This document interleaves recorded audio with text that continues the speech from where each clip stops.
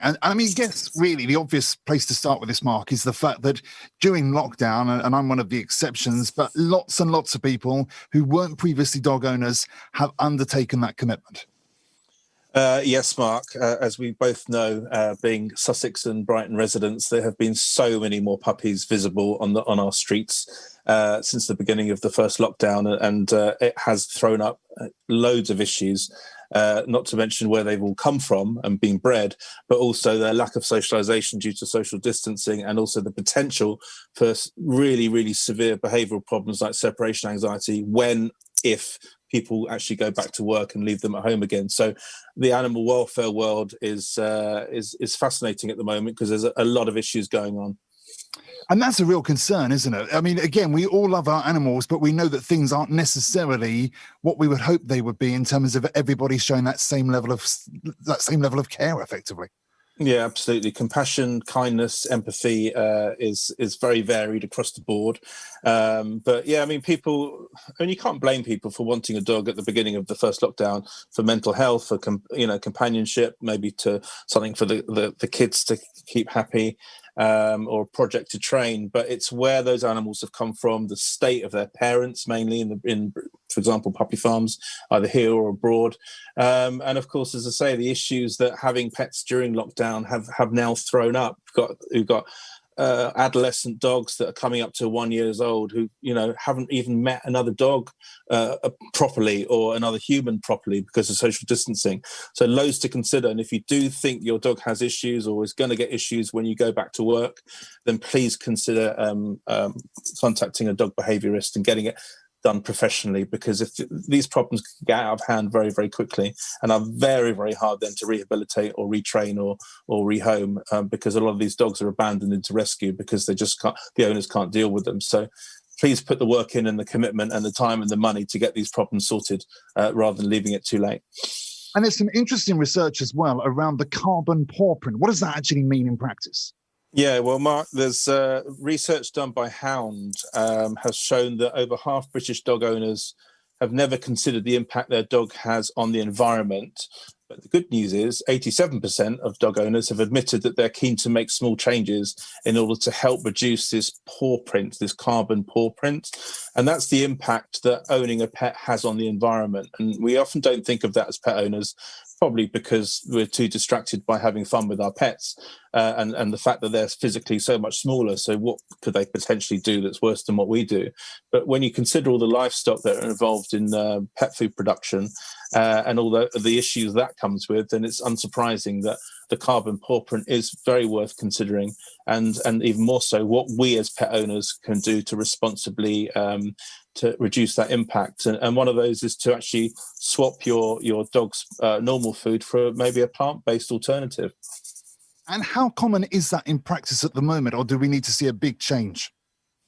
In terms of pet food? Well, to be honest with you, when I was vetting in Brighton, I think we probably have a higher proportion of owners that feed their dogs plant-based than around the country. And I was really impressed by, because I think we have a high proportion of vegetarian and vegans anyway, as humans. So, and it's becoming increasingly challenging, I think, for plant-based owners to feed dead animals to their pet animals, because ultimately everyone's an animal lover. So I think people are embracing plant-based diets. This one from HOWND has just come out called Superfood, and it contains amazing ingredients like pumpkin and quinoa and blueberries. It's like a day out in Hove. And what we're seeing is more people embracing plant-based diets, more people realizing that actually pets can be healthier on a plant-based diet. We're seeing, less obesity, less allergies, etc. And we're not saying, just completely swap it for every day. Maybe slowly introduce it, make all feed changes gradually, obviously, and just see how your pet gets on with it. Because if your pet becomes healthier for it and you're making less impact on the environment, then it can only be a good thing. So yeah, it's definitely worth considering. I suppose really the two go hand in hand, in the sense of, you've alluded to the fact that more people are becoming vegetarian or indeed vegan. And then if you've got pets as well, you might then look for them as well to follow a similar way forward. Yeah, I mean, a lot of people think, I think in the same study by HOWND, that half people think that dogs have to eat meat. They're what's called obligatory carnivores, but that's simply not true. They're omnivores like we are. and can survive and thrive perfectly happy on a plant-based diet. And indeed, when I've gone abroad to do my voluntary work in places like India and other countries who haven't got the resources that we have, in their animal sanctuaries, the dogs are only fed plant-based, and they do really, really well. And it's definitely worth considering. As I say, no one's saying you have to do it, but maybe think about it. Maybe one day a week, maybe build that up, see if your dog likes it, because you know that you're actually protecting the environment as well as feeding your dog in a healthy way. So yeah, it's lots to take on board, but ultimately it's improving our pets' lives, improving our lives, and improving the environment that we all share. Here we are then, coming up to almost the first anniversary of that initial lockdown. I wonder how life has been for you over the past 12 months. For me personally, I am, as you well know, I'm a campaigner. I haven't vetted for a couple of years, although I want to go back to it. But there's so many issues in the dog welfare world that need attention, from pet theft to greyhound racing to, as you well know, puppy farming, both here and abroad. And I run a group in Westminster called the All-Party Parliamentary Group for Dog Welfare, which is what's called an APPG, and that is making progress in helping influence legislation to protect our pets. And I'm very proud that, to this date, we've had Lucy's Law, which obviously came in last year, which is to ban third-party commercial puppy and kitten sellers. So everyone has to go to the breeder or or rescue centre. We've now got Lucy's Law coming in Wales and Scotland in September. Northern Ireland, they're working on it. And hopefully we'll have some good news at the end of the year about banning the import of puppies from overseas puppy farms, which is currently still legal as well. So I have not stopped since the beginning of lockdown campaigning and trying to influence and change legislation to protect our four-legged friends. So yeah, I've been very, very busy. All right. And a last question. I mean, you've been in the veterinary business now for about 25 years? 25 years, yeah. I mean, again, this week, my daughter and I were starting to have those conversations about what do you want to do when you leave school and all that stuff. And there'll be lots of children thinking the same. Was it something you always wanted to do?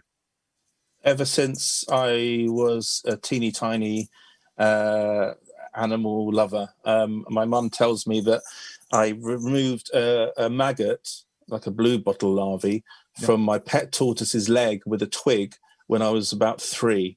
And I loved the fact that the leg got better, the tortoise got better, and from then on I just wanted to help animals. So I've always wanted to be a vet. I'm pretty sure most vets have always wanted to be vets. But to be honest with you, to help, I just wanted to help animals, and to help animals now, obviously one-to-one, my international rescue work, but also in Parliament, I've been campaigner for 12 years now, to help pets now and well into the future by changing legislation and really making sure that they're bought and sourced responsibly and bred responsibly, is kind of, I never expected it. So a big thank you to everyone, especially in Sussex, who's helped my campaigning career especially. And I look forward to vetting soon again when I've changed. I've got one more law to change. Sounds like one of those New York cop movies. I've got one more law to change, and then I'm going to hopefully go back into more vetting, and I'm going to write a book about how to campaign as well, so everyone else can get involved and maybe change laws as well. That sounds brilliant. Now, what's the scoreline going to be this evening? This evening or tomorrow? It's a pre-record for tomorrow. So Sorry. So what is the scoreline for this evening? Are you feeling optimistic? Oh, it's really hard to feel optimistic at the moment. I really hope that Brighton win, obviously, as a Seagulls fan. And I've just the last few performances have just been so depressing, especially the Palace one. So, let's hope for a Brighton win. Positive thoughts. Leicester can be beaten. They will be beaten, and hopefully we'll have some daylight between us and the relegation zone. So, yeah, we'll all be watching and egging on the Seagulls. Right, no pun intended. Absolutely not. Marc Abraham, as ever, great to have you on today. Thanks, Mark. Appreciate it. Speak to you soon. And I mean, I guess really the obvious place to start with this, Mark, is the fact that during lockdown, and I'm one of the exceptions, but lots and lots of people who weren't previously dog owners have undertaken that commitment. Yes, Mark. As we both know, being Sussex and Brighton residents, there have been so many more puppies visible on our streets since the beginning of the first lockdown, and it has thrown up loads of issues. Not to mention where they've all come from and been bred, but also their lack of socialisation due to social distancing, and also the potential for really, really severe behavioural problems like separation anxiety if people actually go back to work and leave them at home again. So the animal welfare world is fascinating at the moment because there's a lot of issues going on.